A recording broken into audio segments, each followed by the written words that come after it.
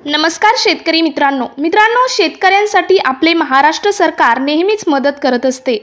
मग तुम्हाला माहित आहे सरकारने याआधी 1 रुपयात पीक विमा असेल किंवा सरकारच्या अशा भरपूर योजना लॉन्च केल्या आहेत ज्यामुळे शेतकऱ्यांना भरपूर असे आर्थिक सहाय्य सरकारकडून देण्यात आले आहेत।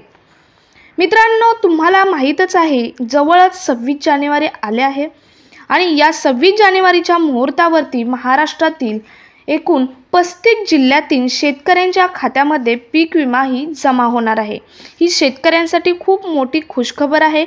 मित्रांनो तर हे 35 जिल्हे कोणते असणार आहेत हेच आपण आजच्या व्हिडिओमधून पाहणार आहोत।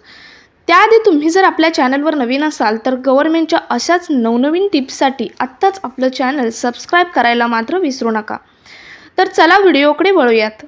मित्रांनो आपल्या राज्याचे मुख्यमंत्री माननीय एकनाथ शिंदे यांनी सांगितले आहे की खात्यात पीक विमा जमा करिता 35.57 लाख प्रकल्प प्रमुख तसेच 1.44 कोटी हेक्टरी क्षेत्र तसेच 7.33 कोटी हेक्टरी कापूस तसेच 3.14 कोटी हेक्टरी सोयाबीन 2.57 कोटी हेक्टरी मूग आणि 1.51 कोटी हेक्टरी मका तसेच 1.36 कोटी हेक्टरी मसूर आणि 1.25 कोटी हेक्टरी हरभरा असे अनुदान प्रस्तावित या 35 जिल्ह्यांमध्ये करण्यात आले आहे।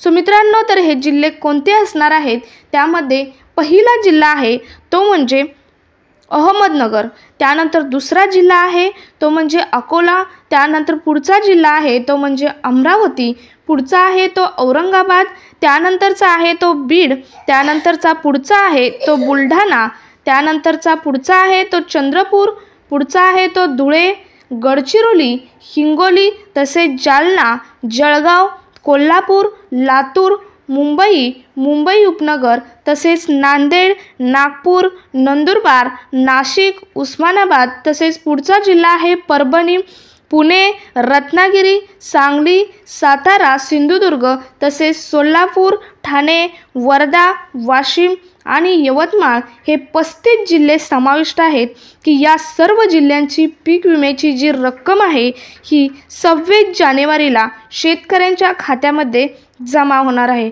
सो मित्रांनो शेतकऱ्यांसाठी 26 जानेवारीची ही खूप मोठी खुशखबर आहे। सो तुमचाही जिल्हा यात असेल किंवा तुमच्या आजूबाजूचा जिल्हा असेल जास्तीत जास्त ठिकाणी हा व्हिडिओ शेअर करा। तोपर्यंत जय हिंद, जय Maharashtra, stay happy, stay healthy.